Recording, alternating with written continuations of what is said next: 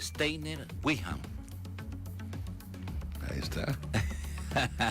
Primera vez que has dicho mi nombre completo. Pues sí. Pero así se llama, Paul David. Totalmente. Paul David te decían allá en Londres. Solo cuando me portaba mal. Él es Paul David, te decían. Sí, porque viviste mucho tiempo en Inglaterra, ¿verdad? Sí, así me decía mi mamá cuando me portaba mal. Paul David. ¿Y el Wiham? Wickham es del lado sí, del lado de mi mamá. Ajá. Del norte de Gran Bretaña. Ah, muy bien. Y él vivía en Argentina, era gerente de estancias de las haciendas, de los adinerados que tenían hacienda allá. Entonces él les cuidaba las haciendas. Ah, muy Y mi mamá nació en el tren bajando. Mi abuela iba embarazada a visitar a su esposo y iban pasando Uruguay, un pueblo que se llamaba Fray Bentos, y ahí nació mi mamá. Qué bueno, Sí. qué bueno, qué historia la que nos cuenta. Bienvenido, Paul, un gusto saludarte. Gracias, qué gusto estar aquí, Nathan. Un saludo a todos los que nos están escuchando. Bueno, vamos a hablar de varios temas, ¿verdad? Pero sobre todo lo que le compete a Paul Steiner como presidente de CONAMIPE, ¿verdad? De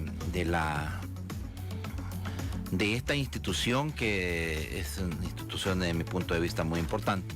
Quizás no ha tenido la preponderancia, ¿verdad? O la importancia que debería de tener como parte de toda una estrategia para sacar adelante a quienes generan la mayor cantidad de empleos y de fuentes de trabajo, como son las micro y pequeñas empresas. Como presidente de la Comisión Nacional de la Micro y Pequeña Empresa, CONAMIPE, ¿cuánto cumpliste ya, Paul, de estar al frente de CONAMIPE? Año y 5 meses, creo, sí. ¿Y estás satisfecho con tu trabajo? No, me falta mucho por cumplir. O sea, el plan original era que ya este año íbamos a comenzar a implementar el plan despegue de la economía del presidente. Y no se pudo por muchas razones. Bueno, llegamos a febrero y gran zancadilla que nos pegó el virus, ¿verdad? Entonces, de repente, pum, todos para la casa, todos a cuidarse del virus. Nosotros establecimos básicamente, bueno, pulverizamos la institución de CONAMIPE y todos para la casa y a trabajar desde casa. Entonces, tuvimos la suerte, fíjate, que al final del año pasado compramos, como nos movimos de oficina aquí en San Salvador, tuvimos que comprar una nueva planta telefónica. Y esa traía, incluido en la planta, en el paquete, un software que podía permitirnos usar la planta para call center. Entonces inmediatamente, ya que era a finales de marzo, principios de abril, ya estábamos trabajando en volverla a un call center. Y bueno, ya para mediados de abril ya teníamos a todos los asesores en sintonía y más de 150 personas dando servicios, pero telefónicos. Sí. Bueno, debo de reconocer que tu llegada a CONAMIPE le imprimió una nueva forma de trabajar. Más sin embargo, pues los procesos burocráticos que ya conocemos, que ya están establecidos, o sea, ustedes ya encontraron esos procesos, no lo permiten ahora. Aunque hemos ido quitando mucho de la burocracia. Sí, pero todavía falta. Sí, claro, pero imagínate que yo recuerdo que empujaste este tema de la ley de pago, pronto pago. Ajá, pero yo sigo insistiendo en que aquí se hacen leyes chimuelas, sin dientes. Pero fíjate que se ha logrado un montón con ese. ¿Qué significa un montón? Con ese programa. Vaya, porque fíjate. Te doy un ejemplo. Instituciones de gobierno y alcaldías deben 1.8 millones a los micro y pequeños empresarios. Eso no es nada. Es mucho más que 1.8 millones. Sí, pero no, esto solo en instituciones de gobierno y alcaldías. Nosotros tenemos una ventanilla de denuncias para todos aquellos que no le están pagando a tiempo. Y en enero, esa ventanilla desde enero hasta junio de este año, 6 meses, recibió denuncias por todos lados.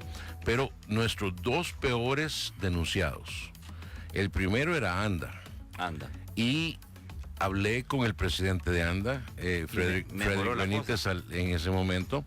Me dijo, mira, estamos bien fregados. Yo le dije, entiendo, pero tenés que reconocer que la MIPE está más fregada todavía. Sí. Entonces necesitamos que por lo menos estés hablando con los acreedores. Me dijo, sí, tenés toda la razón, vamos a sentarnos. Nos sentamos, tuvimos una llamada en Zoom con un montón de los acreedores. La verdad que hay que darle crédito a Frederick porque se había rebuscado para ver cuánto tenía disponible para poder hacer, y ahí en esa llamada acordó, pagó más de $500,000 sí. dólares de lo que debía. Sí, me acuerdo de Frederick, el programa que hicimos, y le habló uno de los acreedores a los que le debía, y le dijo, pues si no es mucho lo que me deben, pero ya llevo 6 meses esperando que me paguen. Es imposible yo como artesano, como micro, que yo pueda aguantar. Ese día se comprometió en esa entrevista, estoy hablando hace unos 3 meses, y pagó inmediatamente. No, o sea, lo que me impactó a mí fue que él ya venía preparado. Él ya sabía a quién le debía. Presidente de la Autónoma, obviamente, normalmente se apoya en la gerente financiera. A pagar ahí. Y ya sabía. Y los que no podía pagar de un solo, les ofreció plan de pagos ahí mismo, enfrente de todos. Qué bueno. Y eso me gustó. Porque me dijo, esta es una manera muy humana de ver cómo resolver el problema. Sí. Luego tuvimos otro caso. En julio le hablé al alcalde Mason. Le dije, mire, alcalde, usted tiene una gran cantidad, usted sigue siendo nuestro peor deudor, con mayor número de denuncias, mayor volumen de dólares. Y le dije, mire, esta gente está aguantando miseria, sí, por no recibir pagos. Y lo peor es que ya se saben los números de ellos y les cuelgan sin contestar. Sí. Y esta gente merece por lo menos una comunicación. Me dijo, si tenés razón, en agosto, me dijo, el 12 de agosto nos vamos a sentar con ellos. Entonces yo el 11 de agosto le llamo y con un WhatsApp para decirle, listos para confirmar, y mando la convocatoria para el Zoom de mañana. Y en ese momento me dijo, no puedo. Y dije, pero ¿estás seguro? Porque esta gente está enojando. Y ellos tienen la ley de su lado. Exacto. Ellos ya estaban hablando de ir a poner... la ley es relativo. ¿Va? No, espérate, ellos estaban hablando de ir a poner una denuncia en la fiscalía. Y la pusieron. Y me dijo, no tengo el dinero. Entonces yo dije, bueno, yo traté, hablé con los proveedores, con nuestro departamento de protección a la MIPE, y ellos dijeron, no, ya, suficiente, no quieren ni siquiera hablar, ni siquiera disculparse. Entonces sí, programaron hacer una demanda colectiva, más de $500,000 demandado entre, creo que eran como 16 diferentes proveedores, y lo metieron en la fiscalía.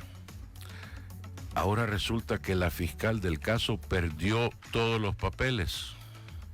Qué curioso, va. Qué curioso, ¿no? Bueno, por suerte, nuestro equipo tenía copia. No, hombre, es que esta gente parecen lechuga, pero no son verdes, ¿verdad? Entonces ahí el equipo de protección, al día siguiente que se enteraron, fueron a someter los papeles otra vez. Entonces, eso ya está revivido, digamos. Sí, pero el tema es que esta gente sigue esperando. Pero mira, son dos cosas. La justicia llega tarde, pero llega. Y en algún momento va a llegar. Ahorita tenemos un problema que el fiscal no lo ha tomado muy en serio. No. Entonces, definitivamente este tema, pareciera ser que este tema de San Salvador se lo está tomando muy relajado el fiscal general. Porque... dos cosas. Uno, que el alcalde diga, ya no tengo el dinero para pagarles a facturas de hace 18 o 24 meses, significa que lo ha usado para otra cosa. O sea, no hay de otra, ¿verdad? Sí. Porque no se les devolvieron a Hacienda. Entonces eso significa malversación de fondos. Porque la ley LACAP, cuando tú compras algo en el gobierno, te obliga a tener los fondos definidos antes de hacer la compra. Entonces, el momento que tú haces una compra, esos fondos quedan congelados para eso. Si no puedes utilizarlo para otra cosa. No debes utilizarlo para otra cosa. Pero el deber ser, ¿verdad? Entonces, si lo utilizó para otra cosa, eso se llama... malversación de fondos. Quería ver si hoy está poniendo atención. Sí, claro. Ahora, el punto de eso eso está en el Código Penal y se pena con cárcel. La segunda cosa es que el fiscal tiene una obligación en la Constitución, y es la de defender los derechos de la sociedad. Solo porque lo dice después del Estado no significa que es segunda prioridad. Es igual de fuerte la prioridad de defender los derechos de la sociedad que defender los derechos del Estado. Entonces, ¿eso qué significa? Que él está omitiendo su deber. Entonces, de igual manera que fueron a buscar a Luis Martínez después, fácilmente pueden ir a buscar a Raúl Melara después de que él salga. Y yo creo que es sumamente importante que los funcionarios de hoy recuerden que el karma significa en la ley de procedimientos administrativos y en la ley en general, que si no te agarran hoy, te pueden agarrar mañana si no hiciste bien las cosas. Entonces es una advertencia para todos nosotros que estamos sirviéndole al público. Sí, definitivamente. Bueno, ojalá esto requiere de mucho compromiso, responsabilidad, pero sobre todo de humanismo, ¿verdad? Es que servirle al pueblo es una misión. Y si no venís con esa misión, mejor no te metas. Porque realmente, o sea, estamos desperdiciando el dinero del pueblo si no lo enfocamos en hacer el trabajo bien. Ahora, hay instituciones de gobierno, quizás el mismo Ejecutivo, Paul, que está también adeudando a muchos. Mira, antes no se pedía a las instituciones del Estado que rindieran cuentas sobre su estado de cuentas por pagar a la MIPE. Este año ha sido la primera vez que se les pide. Y lo bonito es que ya estamos recibiendo de parte de varias sus programas de su cartera de cuentas por pagar, y estamos viendo que va bajando todo lo que está después de 30 días. Es más, la ministra de Educación, y esto no, esta ley en particular en el lado de los zapateros y las ventas de calzado, útiles escolares, etcétera, en algunos casos llegaban hasta 11, 12 meses sin pagar en la administración anterior. Vi una instrucción que dedicó la ministra hace como 2 meses, donde ya habían llegado a 30 días con las MIPES, y nuestra siguiente meta es 7 días, les decía, en el memorando. Ese es el compromiso que yo quiero ver. O sea, 30 días es lo máximo, pero si lo puedes hacer en 7, mejor todavía, porque esa MIPE cada día que está esperando dinero, le está costando dinero. Entonces, a mí me encanta. Ahorita estamos viendo oportunidades donde a través de un software que me lo acaban de presentar recientemente y me encanta cómo lo veo. Hay un par de cambiecitos que me encantaría verle, pero estamos evaluando. Todas las compras del Estado estarían en ese software linkeado al Comprasal. Cuando te sale la orden de compra de una institución del Estado, digamos que tú le vendes $100,000 al Seguro Social. Ahí en el mismo software tú te puedes meter como MIPE y decir, busco financiamiento para esta orden de compra. Y ahí en el mismo software están metidos 3, 4, 5 bancos, donde tú mismo podés pedir el financiamiento y van a usar la orden de compra como la garantía. Te da acceso al financiamiento mucho más rápido. Y luego, cuando ya emitiste la factura, te vas al otro lado, apretás el botón de cuentas por pagar y ves tu factura, ahí está, la vas a ver, y tú puedes pedir financiamiento de la factura, un factoraje, donde podés facturarla y te adelantan el dinero. 2 excelentes mecanismos para poder establecer financiamiento para la MIPE. Y mucho del problema que tenemos en la MIPE, déjame darle vuelta a esto. Tenemos, de acuerdo a la encuesta del BCR del 2017, 317,000 MIPES. Micros, pequeños, emprendimientos, micros y pequeñas empresas. A esos agregarle 893,000 trabajadores por cuenta propia. Y a esos agregarle 964 medianas empresas. Óigase bien, 964, ¿ok? No llegan a 1,000. Y 800 grandes. Entre las dos están en 1.700. Entonces, un gran total de 1.2 millones de empresarios.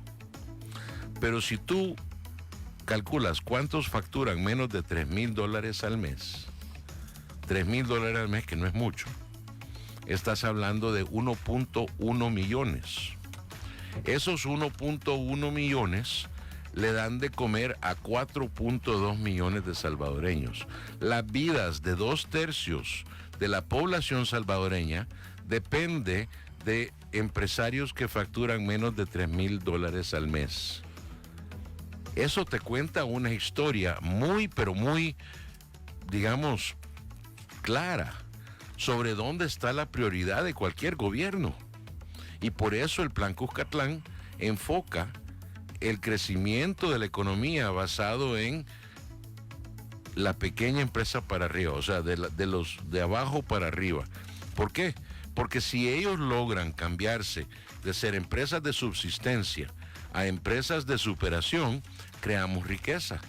Y esa riqueza crea clase media. Y la clase media te estabiliza cualquier economía, la sociedad y también la democracia. Y ahí es donde está la ciencia de esto. Y el presidente Bukele lo estableció claramente en el Plan Cuscatlán. Y nosotros, los ministros, los funcionarios que estamos en el gabinete económico, estamos claros en cuál es nuestra prioridad. Con tal que logremos meternos a ayudar a la micro y pequeña empresa, sabemos que la economía de El Salvador sale adelante. Bueno, vamos a hacer la primera pausa, es necesario para poder adentrarnos al regresar en otros temas que no están alejados, por supuesto, del trabajo que está desarrollando el presidente CONAMIPE en este momento. Bueno, hablemos de este plan de recuperación económica, cuyo eje pues pretendía poder dar un salvataje a las micro, pequeñas y medianas empresas. Bueno, quizás hasta las grandes se les prometió financiamiento para poder pagar sus planillas con una condonación del 50% de esa deuda, y se les prometió también créditos blandos para poder optar a capital para trabajo. Muchos han cuestionado los requisitos que conlleva y que muy pocos van a poder optar a esto. ¿Cómo se ha evaluado después de que por lo menos el presidente hace el anuncio de que se logre el capital para poder fondear este fideicomiso que se le llamó, ¿verdad? Y cómo se están viendo, me imagino que ya tienen un poco de resultados en relación a esto, cómo se está viendo el tratamiento desde CONAMIPE de esto. Y bueno, si nos queda tiempo, otros temas de nuestra política criolla, de nuestra política doméstica en el país, porque se le deben 6 meses ya a las alcaldías. Eso también es bastante preocupante, porque si las alcaldías, imagínate, tienen contratados servicios,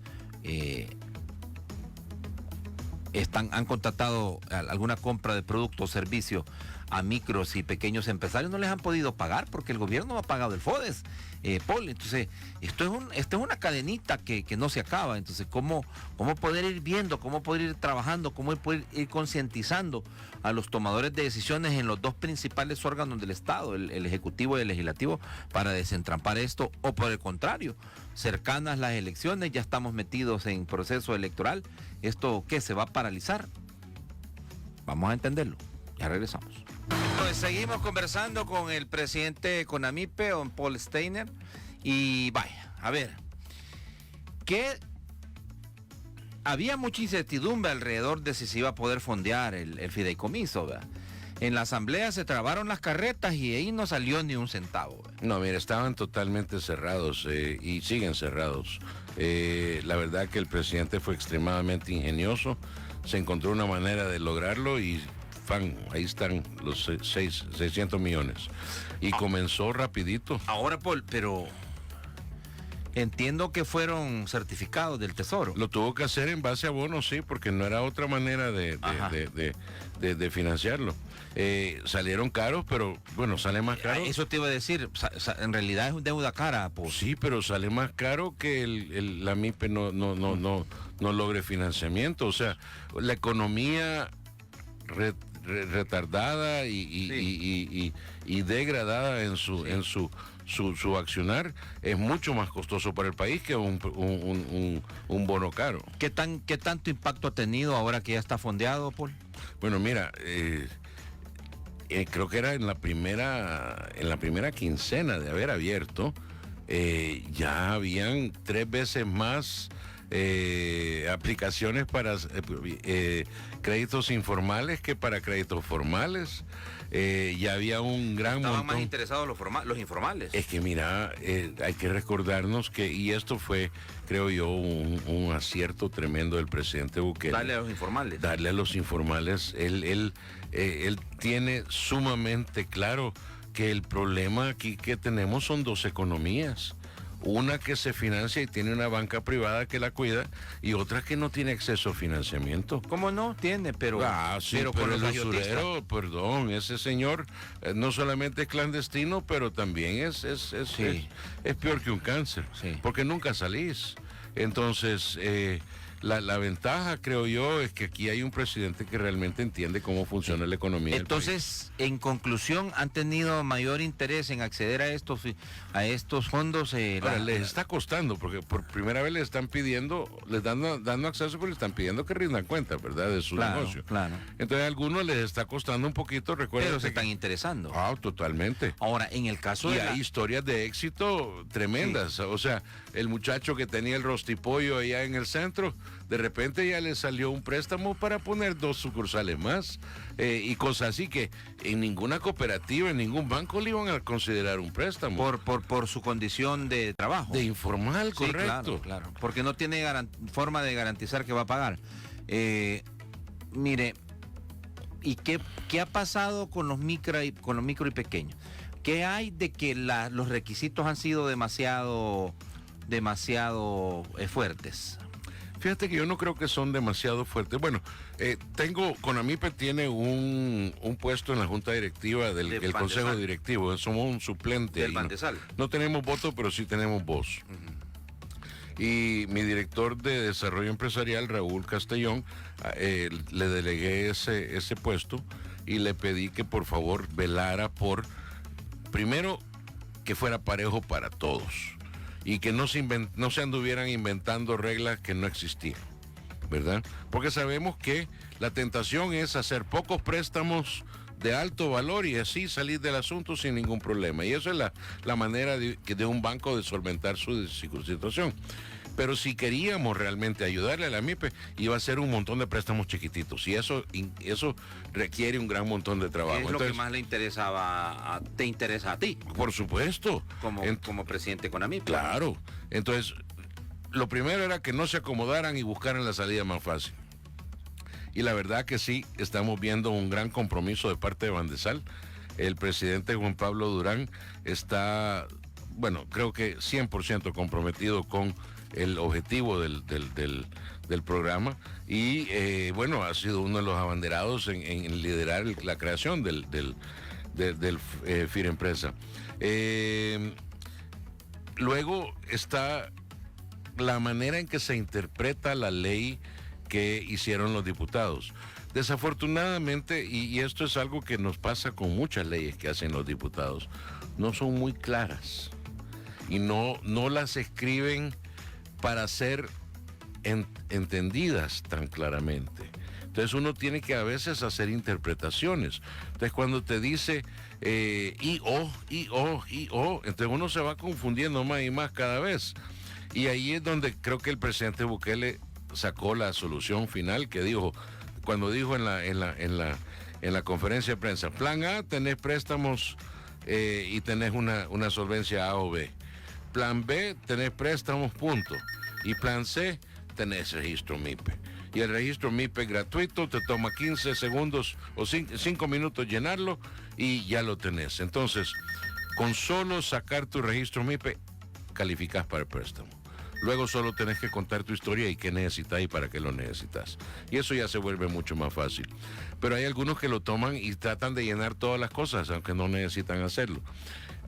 Es bien difícil también para gente que no está acostumbrada a llenar toda su solicitud en internet, Sí, es más difícil. Sin tener a alguien a la par que le pueden estar preguntando. Entonces sí, la cosa se complica, pero también tenés que recordar que si vamos a poner una persona a hablar con cada aplicante, o sea, son 600 millones, ¿verdad? Sí.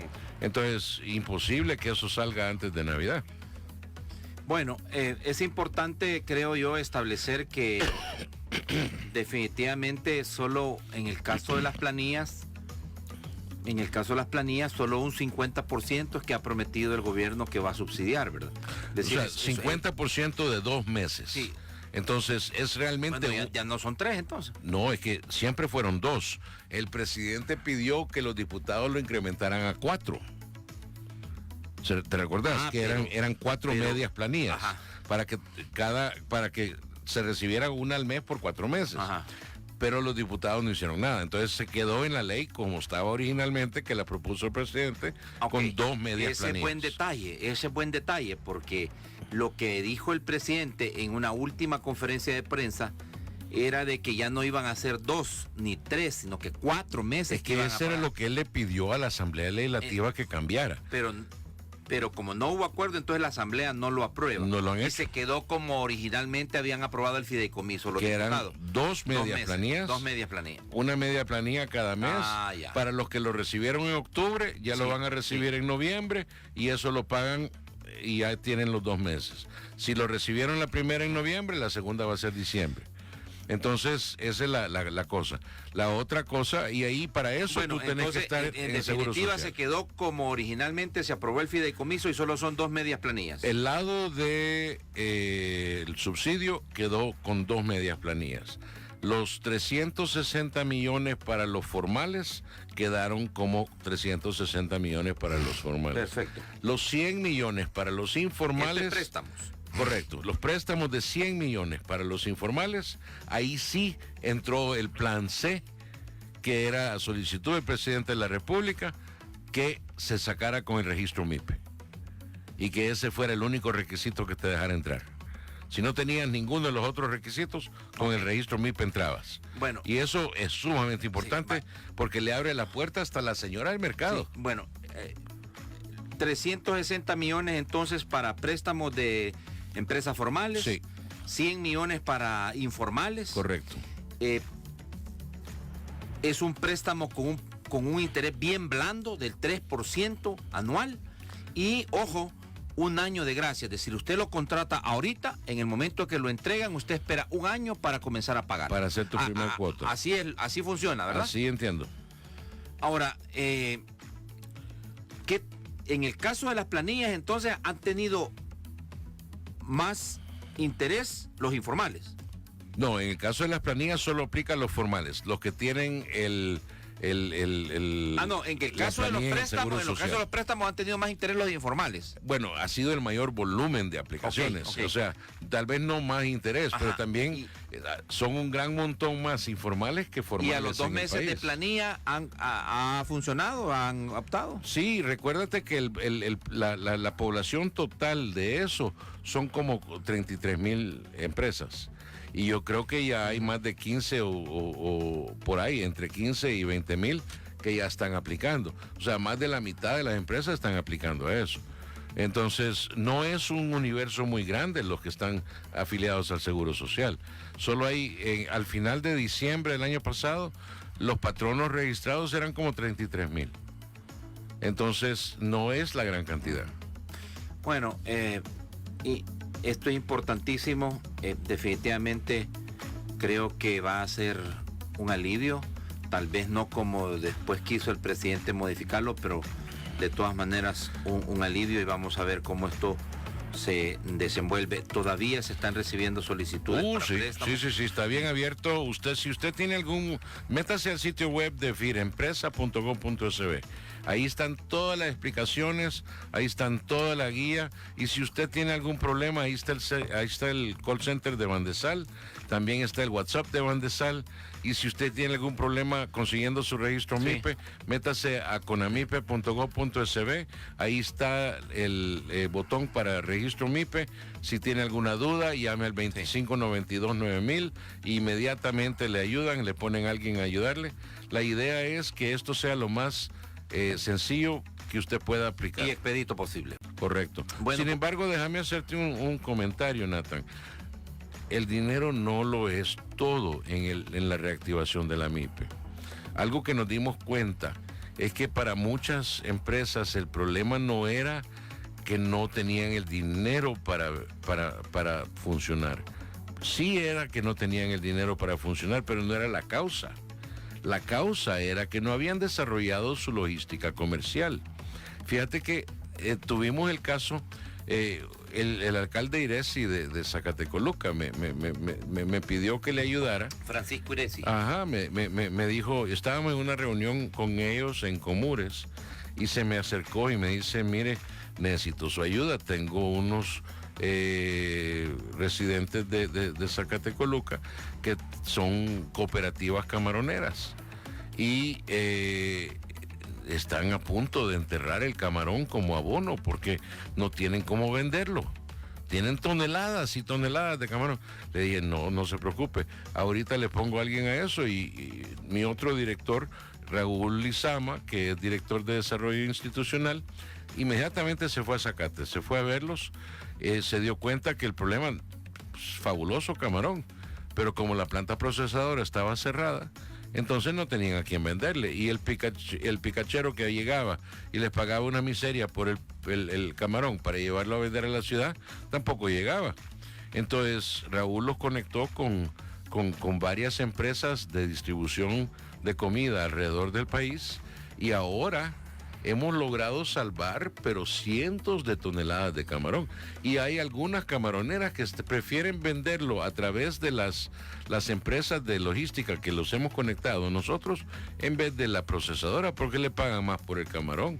Y le vienen a comprar seguido y puntual. El valor agregado. Le ¿verdad? pagan inmediatamente.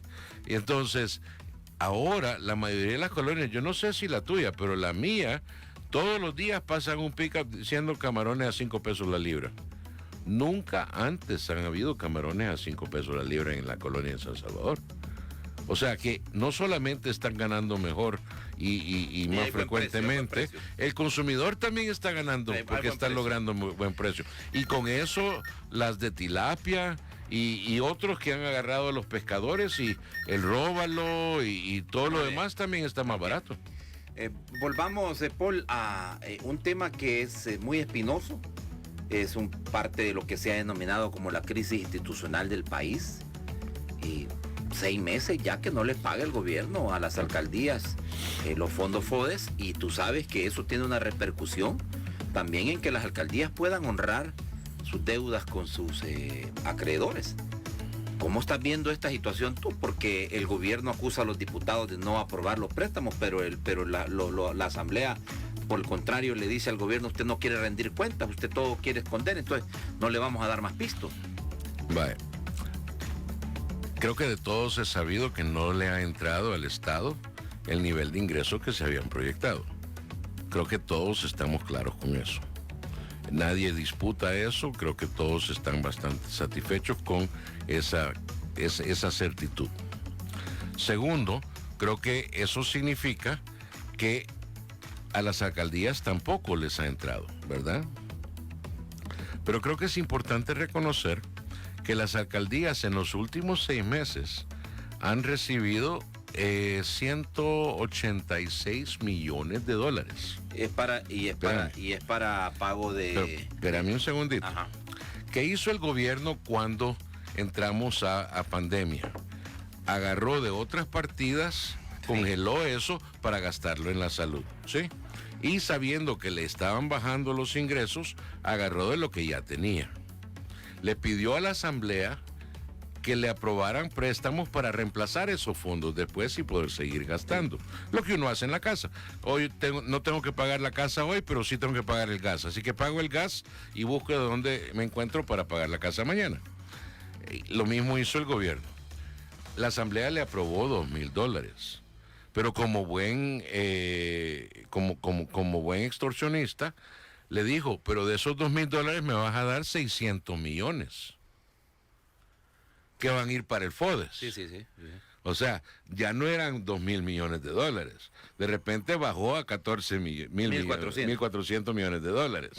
Y de eso solo le ha aprobado 379 del FMI y 250 del BID, de los cuales el gobierno ya pagó 111 millones de lo que era el 30% para las alcaldías del FMI y 75 millones de lo que era para el FODES, para el de 250, 186 millones. Ahora, el FODES mensual normalmente es 35 millones de dólares. Sube y baja, pero anda por ahí, 30 millones de dólares, para redondear. 185 dividido por 30 son 6. Ahí están tus 6 meses de FODES. Ahí están tus 6 meses de FODES ya pagados. Lo que está pasando es que no le han soltado pisto al gobierno para poder reemplazar el dinero que había usado para gastarse en otras cosas. Y mientras la Asamblea sigue diciendo no le voy a aprobar fondos al gobierno, ellos mismos le están metiendo zancadilla a los municipios porque el gobierno no tiene para poder darles. Entonces, si lo que tú quieres es que el niño deje de llorar, entonces que la nana que lo pellizca deje de pellizcar. Entonces tenemos ese problema. Y yo creo que ya es hora de quitarnos de las bayuncadas. Cada día que estos diputados deciden no discutir los préstamos que necesita el gobierno, es un día más que nos acercamos a no tener medicina en los hospitales, salarios para los médicos, etcétera, de los servicios del Estado, y mucho menos el dinero para pagarle el FODES a los alcaldes. Y recuérdate que también ahorita está la gran crítica de la transparencia. Perdón, yo no me exalto mucho, pero en este tema yo sí ya estoy hasta aquí de la barbilla. ¿Por qué? Porque los diputados andan diciendo que necesitan transparencia del gobierno. ¿Pero qué acaban de hacer, Nathan? Le acaban de dar a los municipios la potestad, por ley, de gastarse el 100% del FODES en gasto corriente. ¿Qué pasó con las obras?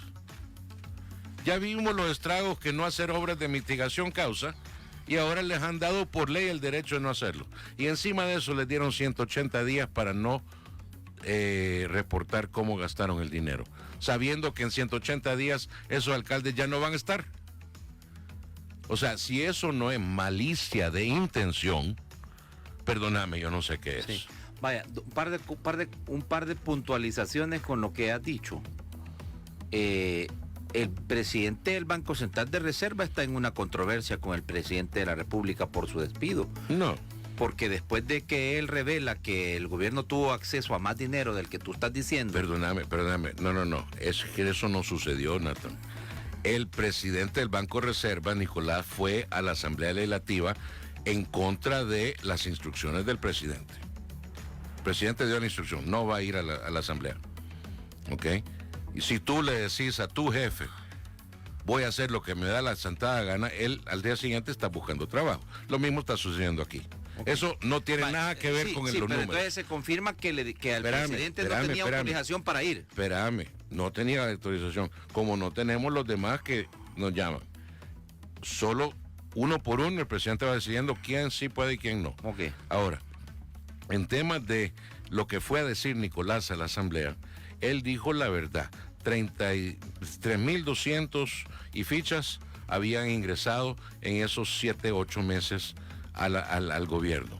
Totalmente correcto. Y si tú lo dividís por el número de días que habían transcurrido, salía 15 millones diarios. Muy correcto, toda la verdad, no hay nada de mentira. Lo que pasó fue que gente con mala gana, gente como el diputado Portillo Cuadra, salió 5 minutos de haber oído eso a dar declaraciones. Y él dijo, que son 3.200 millones en 119 días de pandemia. Que eso es una mentira, porque esto fue desde el 1 de enero, no solo durante pandemia. Divida eso y le salen 27 millones. Ahora, eso es mala intención. Eso es la gana de confundir a la gente y de usar mentiras para crear opinión pública. Y ahí el señor no va a dormir de noche, se lo garantizo. Pero el punto aquí es, si tú agarrás ese dinero que ha tenido el gobierno desde el inicio y lo ves en base al presupuesto que aprobaron en diciembre los diputados, no se sabía de pandemia entonces. Si se hubiera, al mismo día de corte que Nicolás sacó ese número, el gobierno hubiera podido haber gastado 17 millones diarios, de acuerdo al presupuesto votado por el Estado, por los diputados. En realidad, aún con pandemia, gastó 2 millones por día menos. O sea, cuando tú ves la realidad de los números, te das cuenta que si la gente supiera la realidad de los números, le estarían aplaudiendo más a Bukele. ¿Por qué? Porque aún con pandemia ha gastado menos de lo que el presupuesto le daba. Pues, vaya, rapidito, porque de realidad voy corriendo ya con el tiempo. Mira, tú estás diciendo... ¿Qué? ¿Porque no te gusta la respuesta que te acabo de dar? No. ¿O porque no queremos que la gente sepa la verdad? No, tranquilo, no. Todavía te faltaba agregar algo más a eso. No, estamos bien. Lo que te quiero decir es lo siguiente, porque tú dijiste que los diputados, es cierto, le han aprobado que utilicen el 100% del FODES para gasto corriente a las alcaldías, pero igual no tienen el FODES. No los ha pagado el gobierno. Pues yo te acabo de decir que le acaban de dar ese 185. Ese dinero no es FODES, Paul. Claro que es FODES. No es FODES, Paul. Claro ese que dinero FODES. fue el que se negoció de los 3,000 millones de préstamos que la Asamblea autorizó al gobierno para poder ir a buscarlo para la pandemia, y que era dinero que los alcaldes pueden usar para enfrentar también las necesidades que tienen en la pandemia. No, señor, si usted lee la ley, el decreto 608 dice que va a ser utilizado de igual manera que el FODES. Entonces, el punto aquí es que sí recibieron el dinero del equivalente de esos 6 meses, porque es el equivalente de los 185 millones.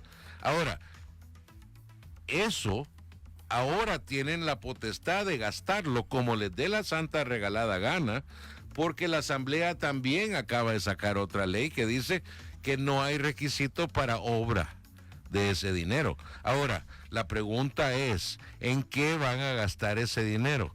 Y es una muy buena pregunta que no vamos a saber hasta alrededor de mayo del año siguiente, porque los diputados también pasaron otra bendita ley que les da 180 días para reservar la información de cómo lo gastaron. Pero esas leyes tienen que pasar por el escritorio del presidente. Si el presidente no está de acuerdo, las veta. Ay, Dios mío, pero ya tienen suficiente para superar el veto. Sumá Arena, sumá su hermano el Frente. Sí. Y el voto de Parker, ya tenés tu recuerdo. Puede ir a terminar a la corte. No, porque no es inconstitucional.